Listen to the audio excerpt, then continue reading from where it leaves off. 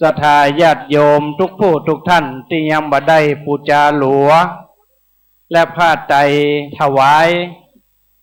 ให้แก่หลวงพ่อเตื้อก็ขอเจริญพรเนอะในเวลาที่สมควรอันเหมาะอันควรแล้วพระเดชพระคุณหลวงพ่อท่านพระครูวิบูลย์อย่างวะวิบูลย์อย่างวะหลวงพ่อพระครูวิบูลย์กิตติลักษณ์จะได้มาเป็นองค์เทศนาธรรมแก่สาธุชนพ่อแม่พี่น้องที่ได้มาร่วมงาน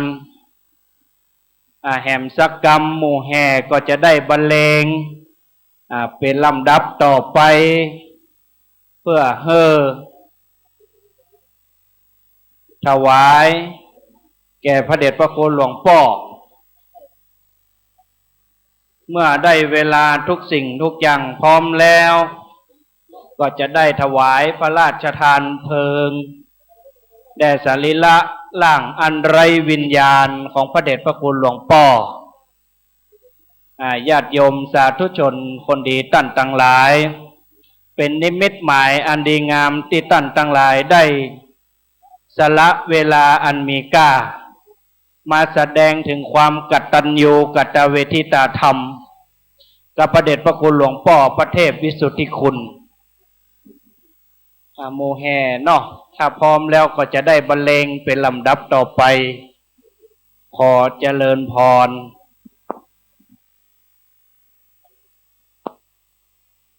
ไม่นี้ก็ทดสอบเนาะได้ยินเนอะปิดนะ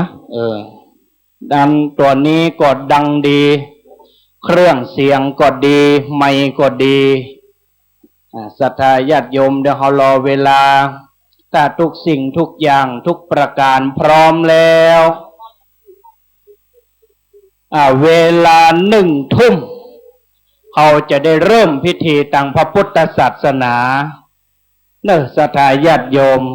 เวลา1 ทุ่มเขาจะได้เริ่มพิธีทางพระพุทธศาสนาศรัทธาญาติโยมทุกผู้ทุกท่านที่ได้เลิกการเลิกงานได้เป็นลูกศิษย์ลูกหาพระเดชพระคุณหลวงพ่อพระเทพวิสุทธิคุณในคราวนี้เป็นคราวสุดท้าย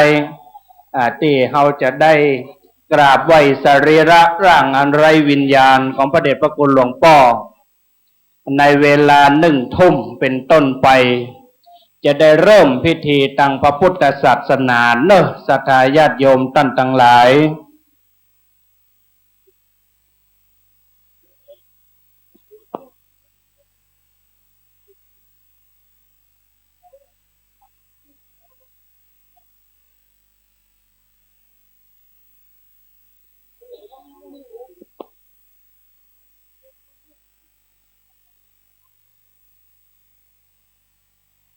ท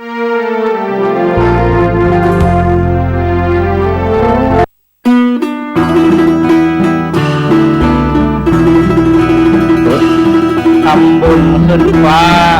นิพพานสวรรค์ตัวไปตัวมันเพื่อกันบ่ได้ศีล5 ประการผู้จารนำไว้นั้นเป็นดอกสร้อยบัวบานญาติโยมสาธุชนพุทธบริษัทท่านทั้งหลายท่านใดผู้ใดเนอะเกิดใจได้ไล่ใจตันใครปูจาหลวงไฟพระเจ้าถวายแด่สรีระร่างพระเดชพระคุณหลวงพ่อพระเทพวิสุทธิคุณขอเจริญพรนี้แห่มประเมินนานเท่าไรวินาทีสุดท้ายเวลา1 ทุ่มเป็นต้นไปเขาจะได้ทำพิธีถวายพระราชทานเพลิงแด่สรีระร่างอันไร้วิญญาณของพระเดชพระคุณหลวงพ่อเป็นลำดับต่อไปขอถวายความเคารพในพระเดชพระคุณหลวงพ่อท่านเจ้าคุณพระราชรัชมุนีเจ้าอาวาสวัดสนดอกพระอารามหลวงพร้อมทางพระสงฆ์มหาเถรานุเถระตลอดจนถึงบรรดาภิกขุสงฆ์องค์สามเณร ทุกรูปด้วยความเคารพขอเจริญพรเจริญสุขเจริญลาภความสวัสดียามแรงจงมีแก่ศรัทธาสาธุชนพุทธบริษัทท่านทั้งหลายทุกท่านณโอกาสวันนี้เวลานี้ยามนี้การพิธีบำเพ็ญกุศลพระราชทานเพลิงศพของพระเดชพระคุณหลวงพ่อท่านเจ้าคุณพระเทพวิสุทธิคุณได้สำเร็จบรมวลไปอีกหนึ่งขั้นตอนค้างแห่มหนึ่งขั้นตอนคือพิธีการจะได้เผาจริงเผาแต้ในเวลา 19 นาฬิกาเป็นต้นไปกำหนดการ19 นาฬิกาก็จะได้มีพิธีการแสดงพระธรรมเทศนาดังเมตตาของท่านตุปีโฆษกพิธีกรท่านครูบาได้นำเรียนกำหนดการให้กับบรรดาญาติโยมท่านทั้งหลายทุกท่านได้รับทราบกันเป็นนิเกตประบทเบื้องต้นแล้วในวันนี้อาตมาภาพได้รับฉันทานุมัติจากท่านพระอาจารย์พระมหาดวงรัตน์ทิตรัตโนเจ้าวาดวัดบุพารามพร้อมกับทั้งบรรดาคณะกรรมการผู้จัดงานผู้ใดรับหน้าที่โฆษกจำเป็นพิธีกรจำเป็นกับตุปีชนลนภัทรแล้วก็ท่านอาจารย์วัดบรรต้อแห่มตนวันนี้ท่านอาจารย์บอกว่าเป็นบุญใหญ่เป็นบุญสุดท้ายท่านทั้งหลายตอนนี้เราทุกท่านกำลังอยู่ในนั่งอยู่ตามห่มไม้ใจคาห่มไม้ใบบังสปะป่าฝังอยู่กับกุจอกกุแจงทั่วบริเวณวัดสวนดอกพระอารามหลวงบางท่านบางคนนั้นได้มาชมความงามของปราสาทพญานกหัสดีลิงก็มีความตระการตาหลงไหลในจิตในใจคว้าโทรศัพท์มือถือเอามาถ่ายรูปถ่ายภาพคว้าโทรศัพท์มือถือเอามาถ่ายบรรยากาศเพื่อเก็บความทรงจำที่ดีนี้เอาไว้สถานญาติโยมทั้งหลายหลังจากที่เราทั้งท่านได้เก็บบรรยากาศเก็บความทรงจำที่ดีไว้นี้แล้วอย่างสถานญาติโยมทั้งหลายเราถ่ายกับรูปเขาจะไปกินจะไปตานตั้งใดโอ้ยอีแม่ก็เป็นตุกอกตุกใจอีแม่ก็บอกว่าจะเนี่ยอย่างใดเจิญท่านทั้งหลายทุกท่านทุกคนตอนนี้เป็นบุญใหญ่บุญครั้งสุดท้ายท่านอาจารย์บรเมศบอกว่าวันนี้บอกว่าให้3 ตนถ้าขายผ้าไตรบะเชียงห้ามปิกเอาละเฮ้ยอย่างใดไม่ออกศรัทธาทั้งหลายจำเป็นได้จ่วยเอาพี่น้องศรัทธาทุกท่านเรียนเชิญปู่เจ้าผ้าปังสุกุลผ้าไตรปังสุกุลพร้อมหลัวจะได้ปู่เจ้าสรีระสังขารของพระเดชพระคุณหลวงพ่อพระเทพวิสุทธิคุณเป็นครั้งสุดท้ายขณะนี้เวลา 17 นาฬิกา 5 โมงแรงแถมบ่กี่ชั่วโมงท่านทั้งหลายสรีระสังขารปราสาทนกหัสดีลิงอันวิจิตรกันตาซึ่งลิศนาแต่งแต้มโดยท่านพระครูบาบุญหลวงแห่งวัดเกาะกลางตำบลป่าแดดอำเภอเมืองจังหวัดเชียงใหม่พร้อมถึงคณะได้รังสรรค์ปราสาทพญานกหัสดีลิงเป็นที่งดงามตระการตาวันนี้เป็นครั้งสุดท้ายขอเรียนเชิญโยมพ่อโยมแม่ทุกท่านทุกคนได้ร่วมกันบูชาพระไตรแล้วก็ฟืนเพื่อจะได้เป็นวัตถุดิบในการส่งสรีระร่างสังขารของพระเดชพระคุณหลวงพ่อเป็นลำดับการสืบต่อไปศรัทธาญาติโยมทุกท่านตามแต่จิตใจตามแต่เจตนาศรัทธาที่ได้ร่วมกันบูชาคุณศีลคุณธรรมของพระเดชพระคุณหลวงพ่อวันนี้ถ่ายรูปเสร็จแล้วเจิญเข้าไปในเต็นท์พุ่นถามว่าศรัทธาบูชาได้แล้วตุเจ้านี่บูชาได้ก็ท่านได้บ่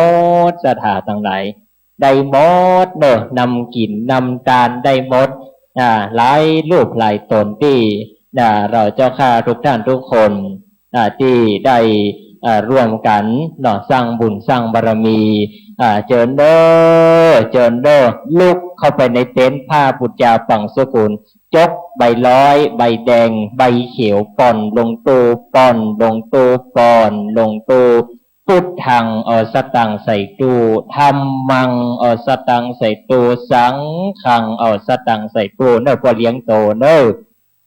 วันนี้พ่อแถวครูบาสังฆเจ้า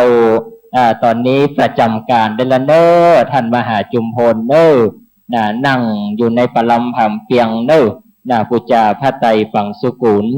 ญาติโยมทุกท่านที่นั่งอยู่ในเต็นท์ไผ่ที่ยังไม่ได้ไปปุจจาได้เจริญพรเรียนเจิญยินดีช่วยกันให้กันหอมคนละเล็กคนละน้อยคนละ10คนละ20เนาะตามแต่เจตนาของศรัทธาทุกท่านทุกคนตอนนี้ก็เวลาแรงก็บางท่านบางคนนั้นกำลังเดินทางเข้ามาถึงการเดินทางมาถึงแล้วก็ยินดีเจริญพรเข้ามาร่วมกันปุจจาพาฝั่งสุกุลพร้อมกับฟืนกันอยู่ในคณะนี้ทุกท่านทุกคนอีแม่ถ่ายรูปเสร็จแล้วเข้าไปในเต็นท์กันเนอะเข้าไปในเต็นท์ก่อนเป็นบุญใหญ่ครั้งสุดท้ายทุกท่านทุกคนก่อนที่จะบ่มีโอกาสได้กระทำพิธี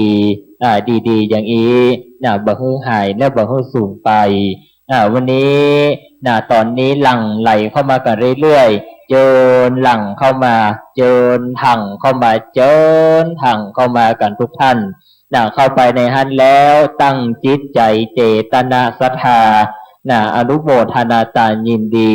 น้อมเป็นบุญเป็นกุศลอุทิศถวายไปหาแด่พระเดชพระคุณหลวงพ่อพระเทพวิสุทธิคุณเป็นครั้งสุดท้ายญาติโยมทุกท่านตอนนี้ตั้งศาลาบอกไฟก็ได้ทำการติดบอกไฟอยู่แม่พันห่อเนี่ยอย่าง เดี๋ยวเสาะหาเสียงบ่ปะเนาะแฮมเสาะวันนี้จะมอบแฮมเสาะหาเสียงเอาวันนี้หลากหลายท่านหลากหลายคนนะครับกำกำจ๋าของเก่ากับผมบางครั้งบางทีอาจจะเป็นกำปะโลปะจกกำเฉียดสีนินตาก็จะฟังไปเล่าขวัญผมจะเนิ่เปิ้นคือผมว่าก็ใช่ว่าเปิ้นเอาไม้มายัดใส่มือคือผมความจริงแล้วผมกับบัจเจ้าใครต่อใดนะครับก็ขอสุมาภัยกับบางกำกำจ๋าของเก่ากับผมเนอร์วันนี้ทุกท่านทุกคนพอออกไม่ออกศรัทธาพ่อเลี้ยงเอียงคำพ่อเลี้ยงแม่เลี้ยงมหาเศรษฐีตลอดจนถึงบรรดาวัยรุ่นกลุ่มหนุ่มสาวที่เดินทางเข้ามาในวัดสวนดอกพระอารามหลวงได้มาร่วมงานในการพิธีบำเพ็ญกุศลพระราชทานเพลิงศพของหลวงพ่อพระเทพวิสุทธิคุณกุศลคันทวโรซึ่งในค่ำคืนวันนี้ตามกำหนดการดังที่ท่านพระอาจารย์พระมหาดวงราชทิตรัตโนท่านได้วางหมายกำหนดการไว้ว่าจะได้เริ่มพิธีตั้งแต่เวลา 19 นาฬิกาเป็นต้นไปจะได้ทำการแสดงพระธรรมเทศนานะครับแบบพื้นบ้านล้านนาแล้วก็จะได้ทำพิธีการสุมากลวะตามโบราณแบบเบาล้านนาและจะได้มีการแสดงมหรสพจำนวน1 ชุดหลังจากนั้นจะได้ทำพิธีจุดปักแค่ในการเผาเป็นลำดับการสืบต่อไปฉะนั้นแล้วตอนนี้ศรัทธาพ่อเลี้ยงแม่เลี้ยงกินข้าวโฮงกันอิ่มแล้วเจิญเจ้าเข้าใจไวๆมาช่วยกันปูจาผ้าไตรปังสุกุลช่วยกันคนละเล็กคนละน้อยกันเปิ้นเข้ามาแล้วเปิ้นจะมีแจกกล่องที่ระลึกโดยศรัทธาทุกท่านทุกคนถ่ายรูปเสร็จแล้วนั่งกันตามที่พักรับรองได้เข้าใจมาจับมาจองที่นั่งตัวไว้ก่อนแล้วบนเมื่อคืนนี่ คนถ้าจะมากันหลายอยู่เนาะศรัทธาทุกท่านทุกคนตอนนี้ก็เตรียมเนาะพื้นที่ต่างบรรดาคณะสงฆ์ต่างบรรดาคณะผู้จัดงานก็ได้ถือจัดเกี่ยมดาสถานที่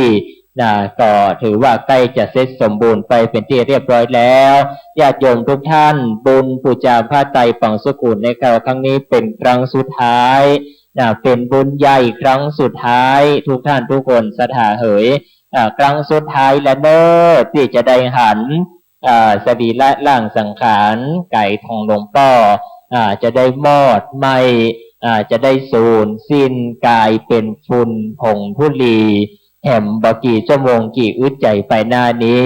บางท่านบางคนนั้นปิกไปบ้านไปจองลักชาร์จแบตเตอรี่โทรศัพท์ไว้เรียบร้อย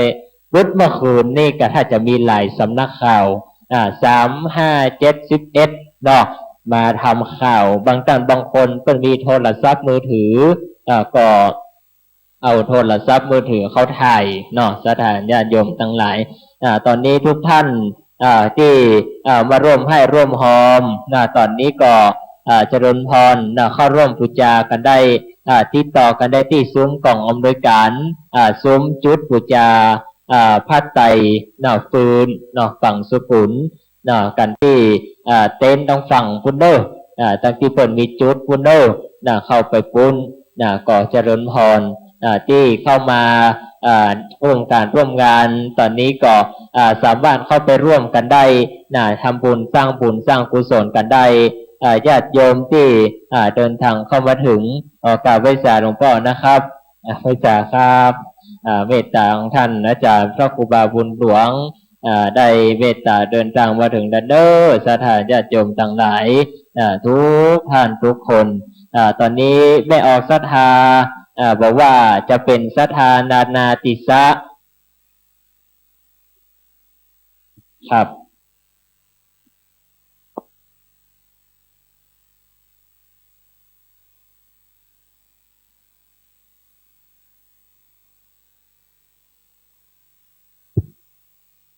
ตอนนี้ไผ่แค่ได้บุญใหญ่นิสิตนักศึกษาบจรนะครับบอกว่าจะเป็นทุเจ้าก็ว่าเป็นคารวาสก็ดีแม่ห้างนางสาวคนใดยังน้อยขนมาเสี่ยงๆครับเมตตาพระใจนะครับช่วยขนก้อนอิฐช่วยขนก้อนอิฐก้อนดินกีตีจอดอยู่หน้ารถจะเข้ามาในเพนะครับนักศึกษามจรนะครับท่านปุปีองค์การนิสิตนะครับเมตตานำแห่งมาเจอกันขนก้อนดินกี่กันนะครับเนอมาปะได้ที่หน้าประลำผำเต็นท์ตรงที่อาจารย์พระครูบาได้ยืนอยู่ตรงหน้านี้นะครับเอาไว้สานิมนต์ทุกโลกนะครับ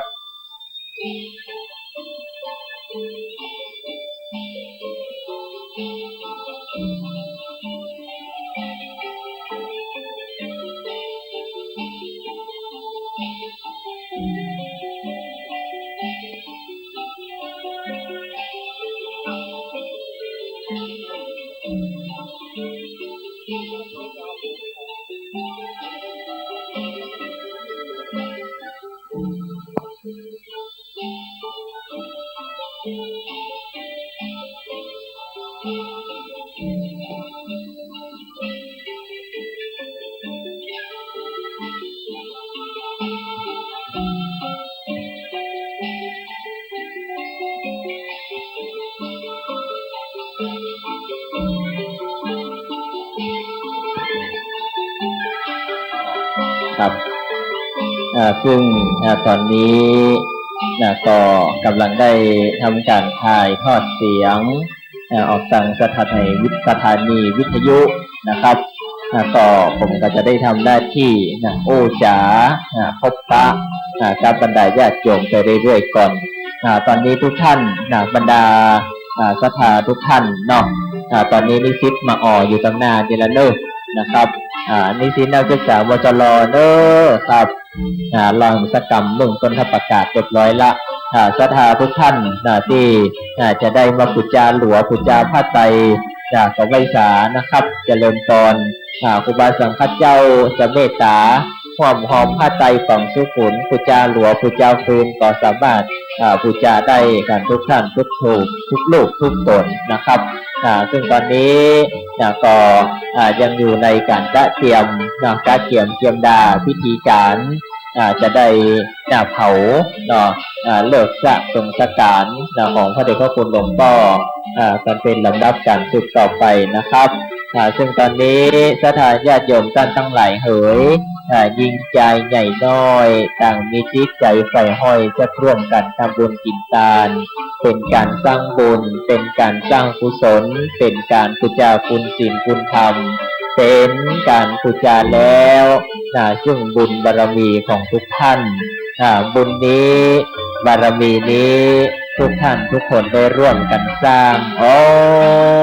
ว่าอย่างใดอุ่นแน่วันนี้มีศรัทธาหลายพื้นที่ว่าจะเป็นศรัทธาวัดเจ็ดยอดพี่น้องศรัทธาบ้านเชียงเคียนพี่น้องศรัทธาชุมชนสวนดอกทั่วจังหวัดเชียงใหม่ทั่วอำเภอเมืองได้มาร่วมเป็นแห่ง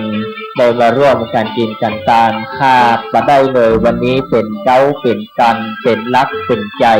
การงานอันนี้จะสำเร็จขึ้นโดยดีประได้เป็นแห่งในกลางเต็นท์จัดเก้าอี้จัดสังฆทานจัดทายทานวันนี้รถขนดินกี่มาแล้วเด้อครับเด้อนะครับมีที่ไหนช่วยกันกำนะครับช่วยกันขนกำนะครับเนอขนคำเนอนิสิตนักศึกษามจรนะครับอันนี้เป็นแห่งลักษณ์สำคัญของงานพระราชทานเพลิงของการงานพระราชทานเพลิงนะครับอันนี้เป็นกองอย่างก็องค์กรนิสิตนะครับเนาะองค์กรนิสิตของมหาวิทยาลัยมหาจุฬาลงกรณราชวิทยาลัยวิทยาเขตเชียงใหม่วัดสวนดอกเป็นเก้าเป็นกันเป็นแหงบอกว่าจะเป็นยกโต๊ะกลางเต็นท์ยกหันยกนี้ยะมอนครับเหลือไปปอเห็นน้อยคนจะให้ไปตัดเอาไม้มาแปลงหลัวเผาซบไม่เกือบไม่ไปละวันนี้นิสิตนักศึกษาหลายฝ่ายนะครับบอกว่าจะเป็นมัดภาพเตรียมไทยธรรมสังฆทานเครื่องกัปปิยพันธ์ต่างๆนานาหลายอย่างหลายประการสำเร็จเสร็จโดยแห่งขององค์กรนิสิตคณะอย่างก็ทุกที่คณะอยู่ของก็ทุกคณะนะครับในวจรวิทยาเขตเชียงใหม่นะครับก็ได้ญาติโยมอันมาถ่ายรูปแล้วเข้าไปในเต็นท์ฝั่งสกุลก็เด้อเข้าไปเต็นท์ฝั่งสกุลก่อนมาช่วยกันบูชาพระไตรฝั่งสกุลก่อนทุกท่านทุกคนช่วยกันเนาะบุญใหญ่ครั้งสุดท้ายเนาะเป็นบุญใหญ่ครั้งสุดท้ายเนอะญาติโยมสายบุญใหญ่ครั้งสุดท้ายที่เราจะได้ปากันทำเพื่อจะอุทิศถวายถึงพระเดชพระคุณหลวงพ่อเป็นครั้งสุดท้ายฉะนั้นแล้วตอนนี้เรือแห่งบรรนักเรือแห่งบรรลายแล้วก็ขอเจริญพรเรียนเชิญทุกท่านเข้ามาในวัดแล้วเข้าไปจุดไปบูชาผ้าปังสุกุลพร้อมกับหลัวกันก่อนแล้วก็เข้ามาถ่ายรูปผมว่าเพิ่นมีของที่ล้ำเลิกแจกโดยวันนี้หนังสืออนุสรณ์บอกว่าจะเป็นดังของที่ระลึกในงานบำเพ็ญกุศลพระราชทานเพลิงศพของพระเดชพระคุณหลวงพ่อมีหลายอย่างหลายประการเดียวกันญาติโยมทุกท่านซึ่งตอนนี้ก็ทุกท่านทุกคนสามารถมา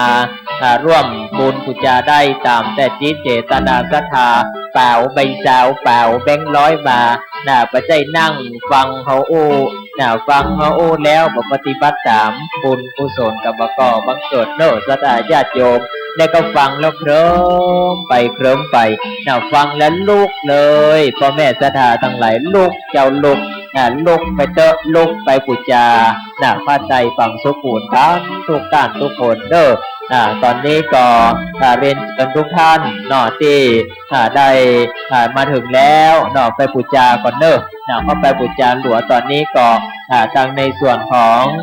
พิธีก็ยังได้จัดการจัดงานกะเกียมดาใส่ตังของสถานที่เป็นลำดับการสืบต่อไปนะครับญาติโยมสาธุชนทุกท่านทุกคนวันนี้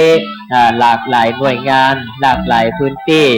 ที่ได้มีส่วนเกี่ยวข้องในการจัดการจัดงานนะเพราะว่าจะเป็นการถ่ายทอดเสียงหรือว่าการในส่วนของการบันทึกภาพในส่วนรายละเอียดต่างๆก็ถือว่าได้มีการจัดแจงกันเป็นระบบระเบียบ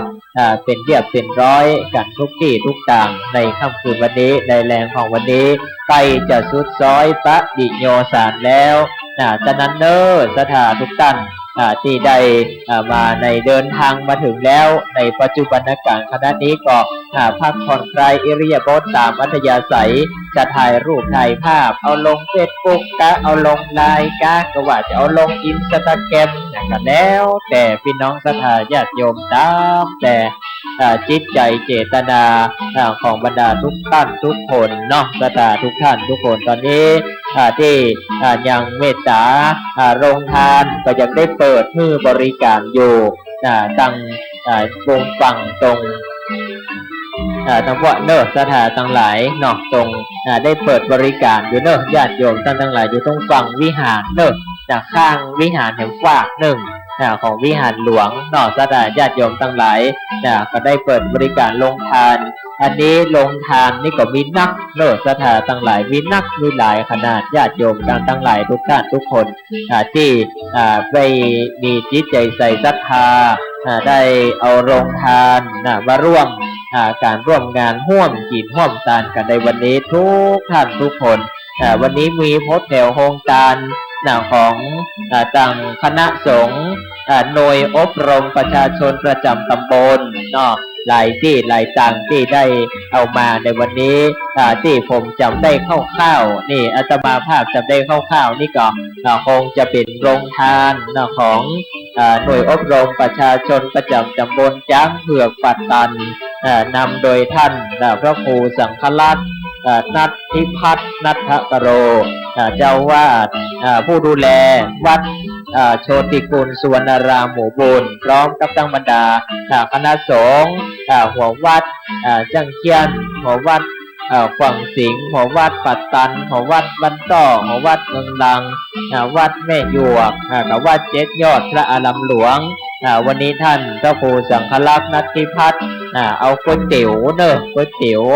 เอามาตั้งโรงทานแจกจ่ายให้กับบรรดาสาธุชนนักศีลนักบุญท่านทั้งหลายผู้ใดรับประทานกันและมีโรงทานของสายทานบุญครูบาวัดยังกวางนำโดยท่านอาจารย์พระครูปลัดสุรเดชสิริสุวรรณโนพระครูบายังกวางได้เอาโรงทานมาตั้งแห่งหนึ่งโรงทานในหลังจากนั้นก็มีแห่งหลายโรงทานเนอสถานญาติโยมทั้งหลายก็ไปตั้งไปกินไปรับประทานกันได้ถ้าญาติโยมทุกท่านยังบ่ไปรับประทานเสื้อก็มาปุจจาพัดไต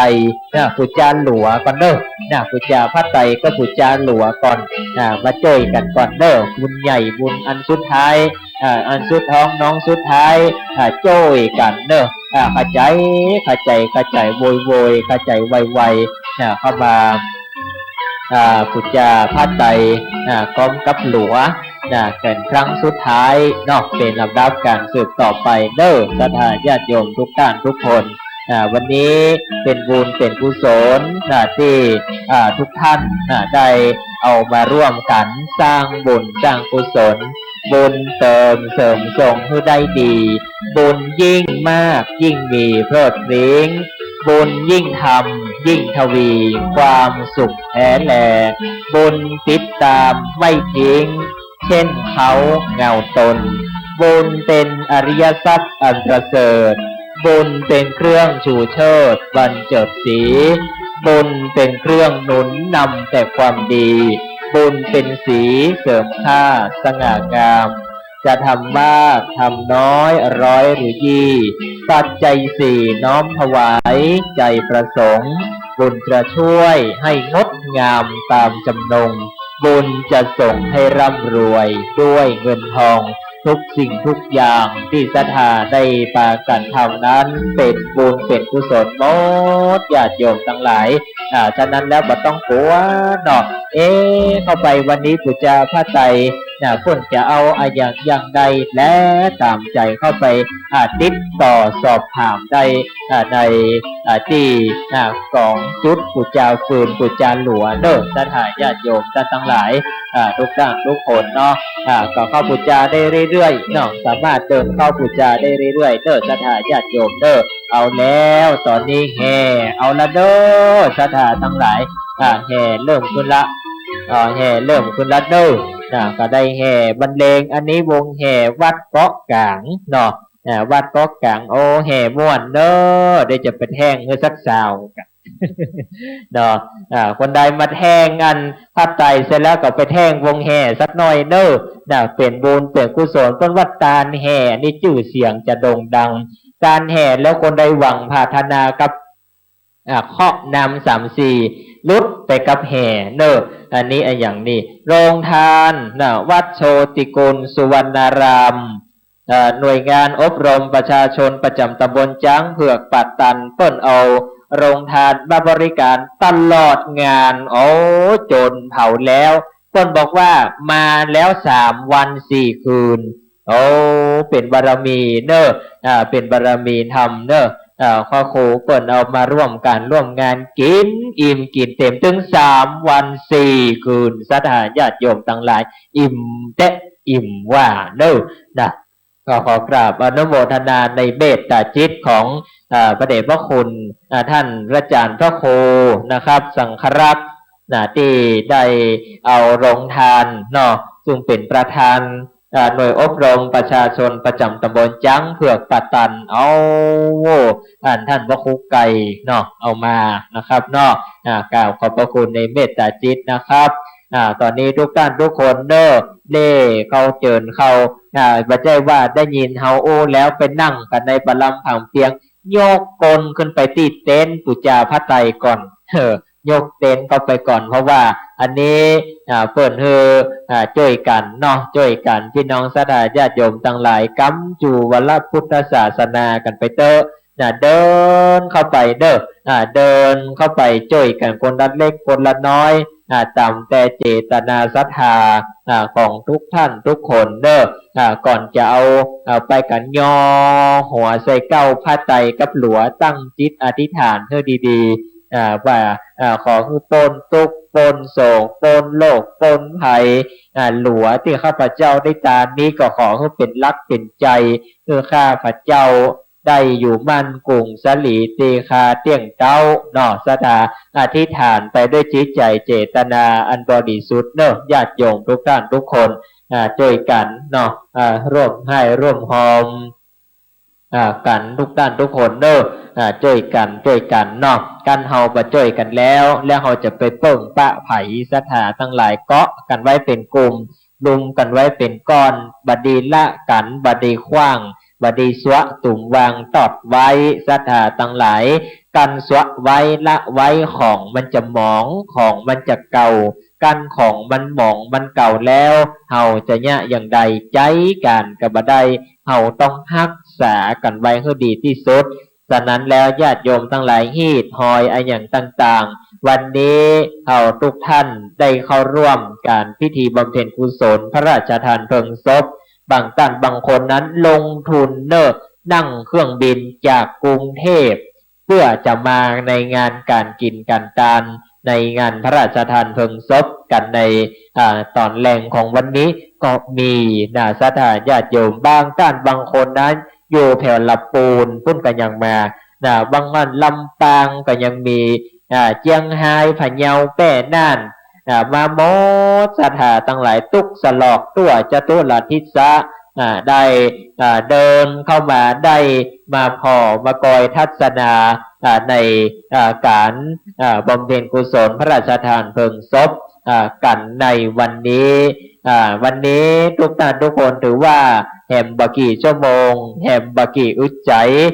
ที่เราเจ้าข้าท่านทั้งหลายจะได้ร่วมกันส่งสักการตันคาบพระราชทานเพลิงของหลวงพ่อวันนี้เป็นวาระสุดท้ายเป็นครั้งสุดท้ายแล้วสุริยาแดดลมตก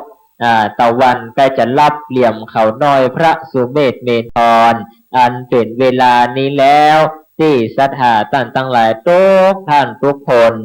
บอกว่าจะเป็นศรัทธาในชุมชนวัดสวนดอก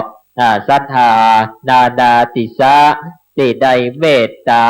เดินตังเข้ามาถึงนี้แล้วก็เชิญทุกท่านทุกคนเข้ามาร่วมกันได้ร่วมกันสร้างบุญร่วมกันสร้างกุศลหอมปุญบารมีกันเป็นลำดับการสืบต่อไปหลังจากวันนี้กินข้าวน้ำกินข้าวกินข้าวแรงเสร็จเรียบร้อยแล้วก็ทุกท่านทุกคนที่ได้มาในงานนี้แล้วโจกกันคนละเล็กคนละน้อยสละแล้วซึ่งความตระหนี่ที่เหนียวสละแล้ววันนี้เฮามากินเฮามาตามการเป็นลำดับเป็นนิเคปประบท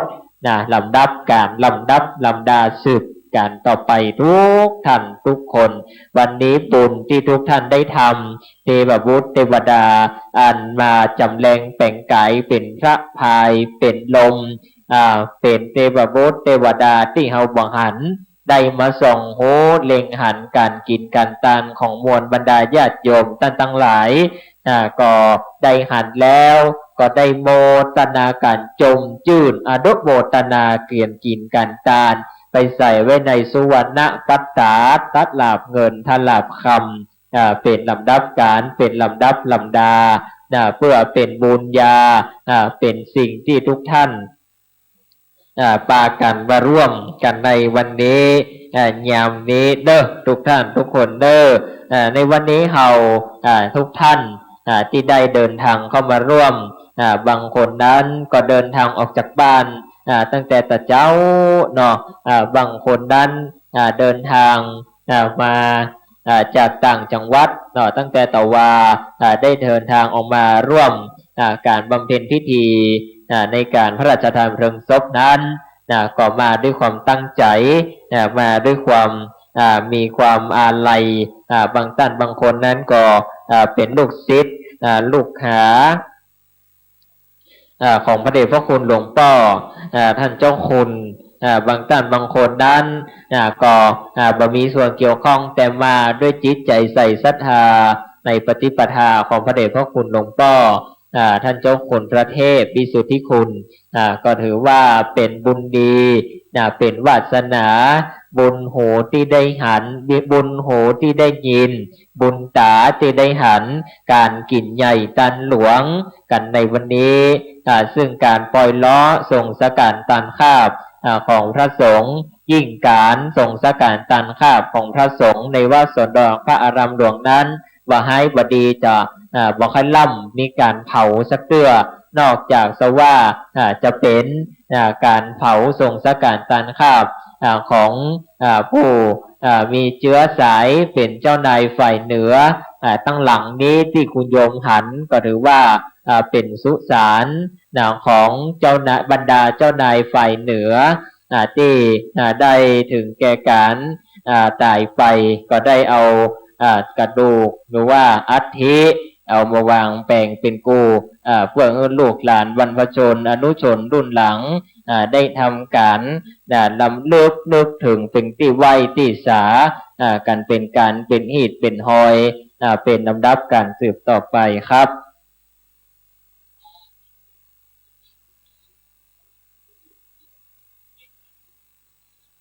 ครับวันนี้ขอนิสิตนักศึกษาประจาย20 คนนะครับวันนี้เขาจะได้กระทำการเอาสังขารของหลวงพ่อนะครับลงตั้งลุ่มลงจิตกาฐานตั้งลุ่มขอประเด็นนี้แล้วนะครับนิสิตนักศึกษานะครับมจร20 คนนะครับมาตรงที่หน้าเมนปราสาทมาปะท่านอาจารย์ปรัชจรินที่หน้าเมนปราสาทประเดี๋ยวนี้เลยนะครับเก้าขอ10ขอย่อมือใส่เก้าเป็นบุญเปิงเป่ายิ่งล้ำวันนี้เขาจะเอาไปพบปะอาจารย์ที่เมนปราสาทนงฮัตหน้าเมนนะครับท่านอาจารย์พระปรัชจริน20 คนเด้อนิสิต20 คนนะครับเข้าใจไวๆ20 คนเป็นบุญเด้อ คนหลายคนเพิ่นก็อยากจะร่วมกันอุ้มจูอุ้มเอาสรีระสังขารของพระเดชพระคุณหลวงพ่อลงนอนไม้จูตังลุ่มนะครับตอนนี้ก็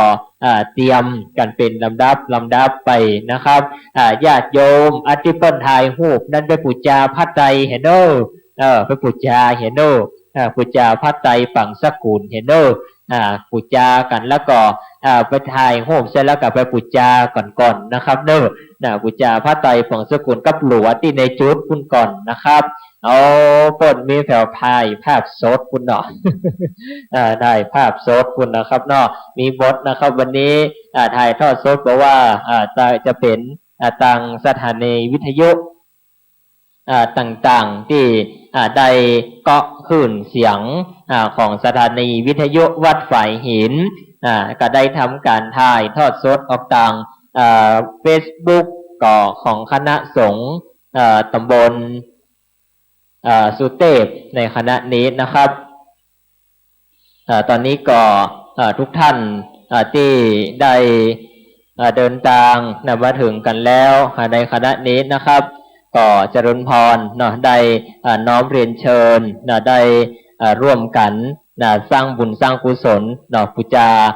หีดปูจาหอยปูจาศีลธรรมปูจากรรมฐานบุญกินบุญทานของพระเดชพระคุณหลวงพ่อเป็นลำดาเป็นที่การสร้างการสาเป็นลำดับต่อไปนะครับบุญนั้นได้ถวายได้แล้วสำเร็จแล้วตั้งแต่ใจหรือเจตนาในครั้งแรกตลอดจนนำมาถวายสำเร็จเฮาบ่จำเป็นต้องกล่าวอันอย่างแห่มสดาทั้งหลายวันนี้เฮาได้มาถวายควรตั้งใจตั้งจิตเจตนาเอาไว้เขาดีเพื่อว่าเพื่อเป็นการสูญหายสูญสิ้นซึ่งบุญซึ่งกุศลที่เราทุกท่านได้มากระทำปั้มเป็นกันในทีฆากาลบัดนี้ยามนี้นะครับวันนี้ทุกท่านทุกคนที่ได้ปากันมาร่วมกันในพิธีการทรงสการตันคาบบำเพ็ญกุศลพระราชทานเพลิงศพกันในวันนี้แล้วนั้นต่างคนที่เดินทางเข้ามาได้มาเข้ามานั่งในบริเวณประลำพิธีมงคลผ่ามเต้นมาพอมากอยว่าเพิ่นจะเผาอย่างใดไปแหมบางท่านบางคนนั้นโหมแต่อีแม่สถานั่งรถแดงออกดอยสะเก็ดมาตั้งแต่เจ้าเข้ามาห้อมกินห้อมตาลกันที่ในวัดสวนดอกพระอารามหลวงกันก่อตั้งจิตตั้งใจมาตั้งแต่ไกลมีโพสแถวพี่น้องศรัทธาต่างด้านดอยสะเก็ด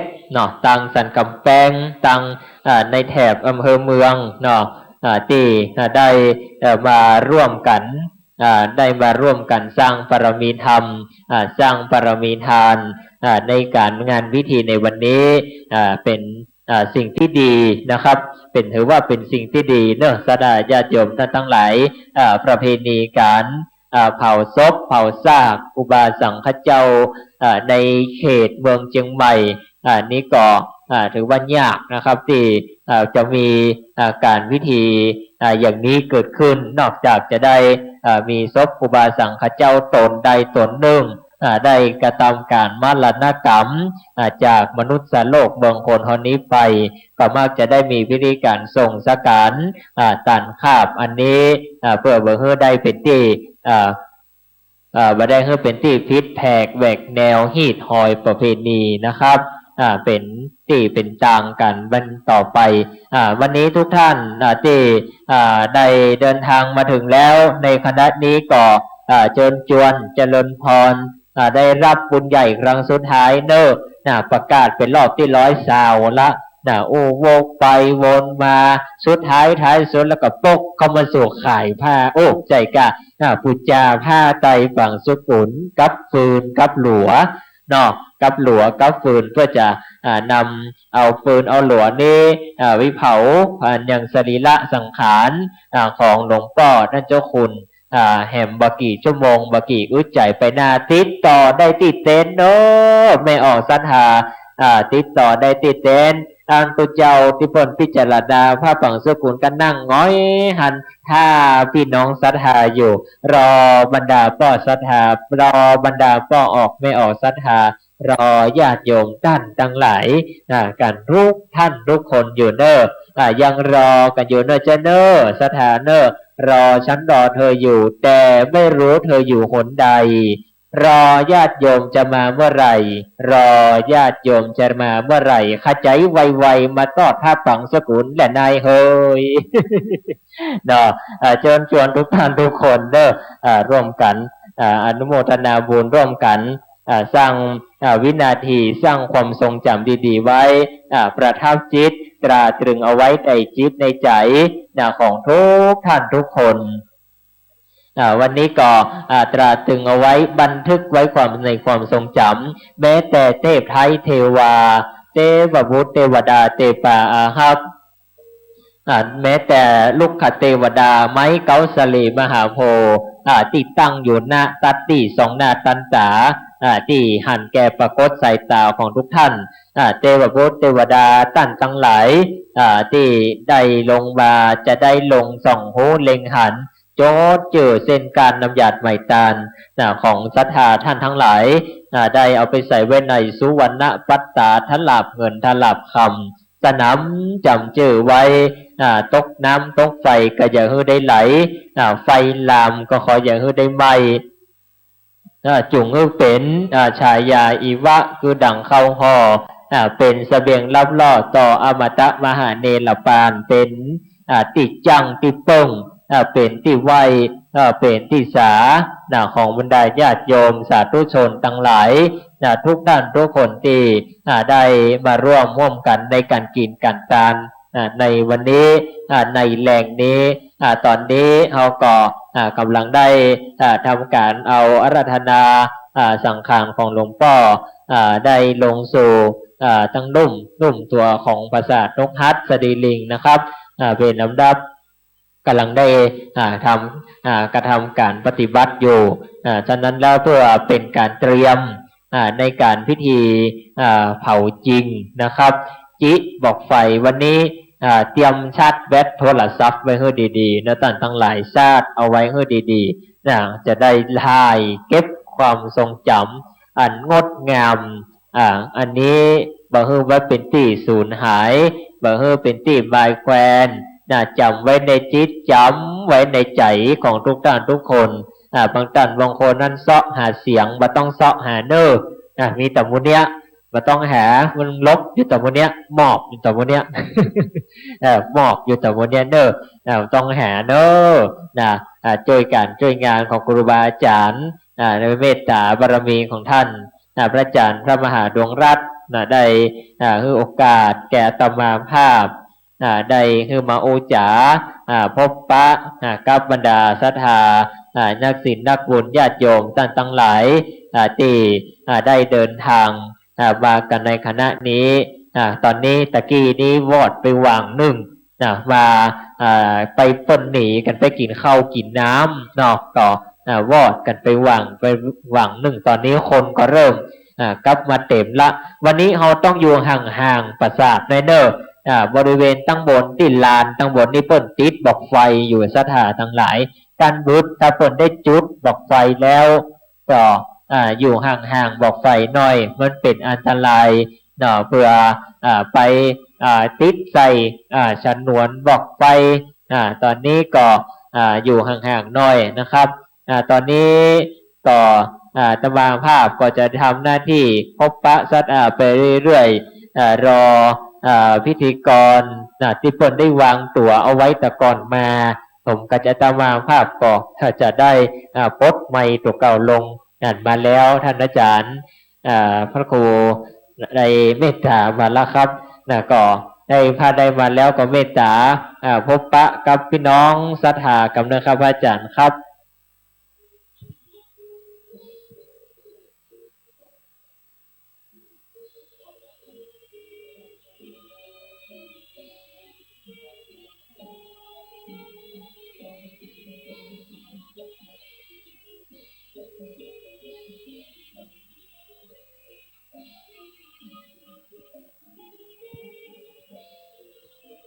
บูชาได้เรื่อยๆเนาะสามารถบูชาได้เรื่อยๆศรัทธาญาติโยมทั้งหลาย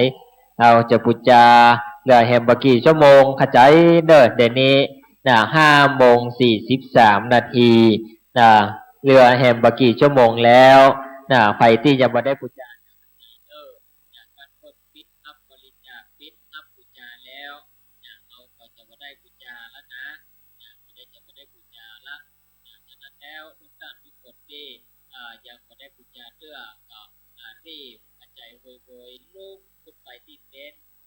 พระใจของสกุลไปบูชากันเด้อบูชาอิฐบูชาหอยบูชาติดคำกรรมฐานบูชาบุญบูชาในสิ่งที่หลวงพ่อ